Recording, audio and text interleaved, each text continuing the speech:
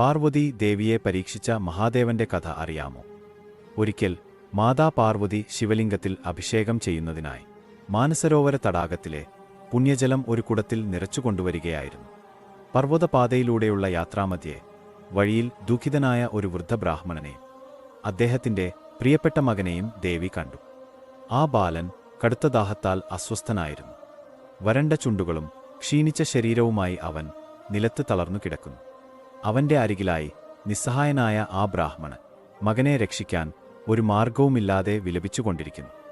ആ നിമിഷം ബ്രാഹ്മണൻ മാതാ പാർവതിയെ കണ്ട മാത്രയിൽ ദേവിയുടെ കാൽക്കൽ വീണ് വിതുമ്പിക്കേണ്. മാതേ, കരുണ ഉണ്ടാകണമേ, ഞാൻ നിസ്സഹായനാണ്. എന്റെ പ്രിയപ്പെട്ട പുത്രൻ ദാഹം കൊണ്ട് തളർന്നു കിടക്കുകയാണ്. ദയവായി അങ്ങയുടെ കുടത്തിലെ പുണ്യജലം അല്പം നൽകിയാലും. ഇപ്പോൾ അങ്ങ് മാത്രമാണ് ഞങ്ങളുടെ ഏക ആശ്രയം. അങ്ങേയറ്റം ദയനീയമായ അപേക്ഷ കേട്ട് മാതാ പാർവതി അഗാധമായ ചിന്തയിലാണ്. പരമശിവൻ അഭിഷേകം ചെയ്യാനുള്ള ജലമാണിത്.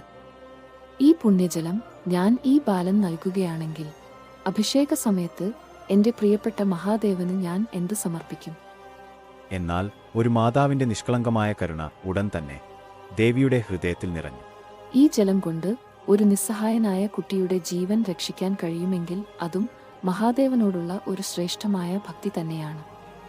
ആ തീരുമാനത്തോടെ മാതാപാർവതി സ്വന്തം കൈകൊണ്ട് കുടത്തിലെ പുണ്യജലം ആ കുട്ടിക്ക് നൽകി.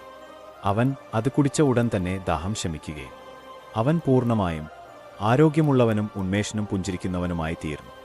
സന്തോഷം കൊണ്ട് തിളങ്ങിയ കണ്ണുകളോടെ അവൻ മാതാ പാർവതിയോട് പറഞ്ഞു, മാതേ, അങ്ങയുടെ ഈ കുടത്തിലെ ജലം വെറും ജലമല്ല, അത് അങ്ങയുടെ അനന്തമായ കാരുണ്യത്തിന്റെയും നിർമ്മലമായ ഭക്തിയുടെയും പ്രതിഫലനമാണ്. ഇത് ഒരിക്കലും വറ്റുകയില്ല. അങ്ങ് പോവുക, അങ്ങയുടെ പൂജയ്ക്ക് ഒരു കുറവും വരികയില്ല.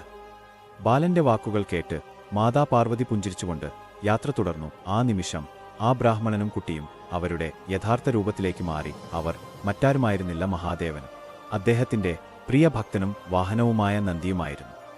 കരുണയും ഭക്തിയും വേർതിരിക്കാൻ ആവാത്തതാണെന്നും ജീവകാരുണ്യമാണ് ഈശ്വരാരാധനയുടെ പരമമായ രൂപമെന്നും മാതാ പാർവതിയെ ബോധ്യപ്പെടുത്താൻ വേണ്ടിയായിരുന്നു മഹാദേവൻ ഈ ലീല നടത്തിയത്.